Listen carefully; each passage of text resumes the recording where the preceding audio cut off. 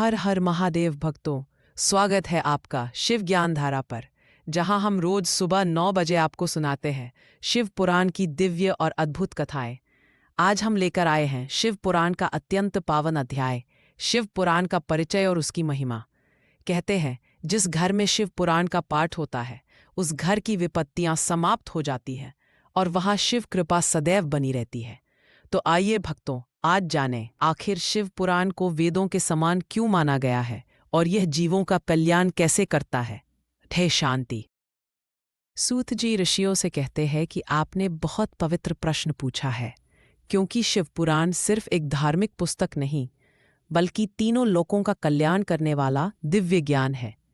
वे बताते हैं कि यह पुराण वेदों का सार है जो मनुष्य के सभी पापों को नष्ट करता है और जीवन को धर्म, अर्थ, काम और मोक्ष इन चारों पुरुषार्थों से पूर्ण कर देता है।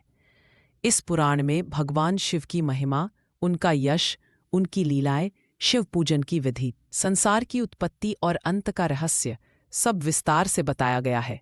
शिव पुराण में कुल 12 संहिताएं हैं।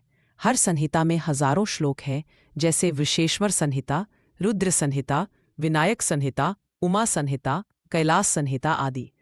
प्रारंभिक समय में शिव पुराण 1 लाख श्लोकों का था, पर व्यास जी ने इसे संक्षेप में 24,000 श्लोकों में व्यवस्थित किया ताकि कलयुग में भी हर कोई इसे समझ सके।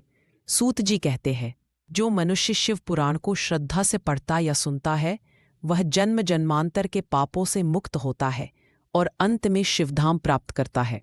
यह ग्रंथ पूर्णतः ईश्वर स्वरूप, पवित्र और कल्याणकारी माना। यही कारण है कि शिव पुराण को वेद के समान पवित्र और मोक्ष देने वाला कहा गया है। शिव पुराण हमें सिखाता है कि सच्ची भक्ति वही है जिसमें दंभ नहीं, प्रेम हो, अज्ञान नहीं, ज्ञान हो और स्वार्थ नहीं, समर्पण हो। शिव की कृपा उसी पर बरसती है जिसका हृदय पवित्र और सरल होता है। भक्तों, यदि आप भी रोज शिव भक्ति, शिव कथाएं, जीवन बदल देने वाली आध्यात्मिक सीखें और शिव पुराण के अध्यायों को सरल भाषा में सुनना चाहते हैं तो हमारे चैनल शिव ज्ञान धारा को जरूर सब्सक्राइब करें। हम रोज सुबह 9 बजे नई दिव्य कथा लेकर आते हैं। आपकी भक्ति ही हमारी शक्ति है।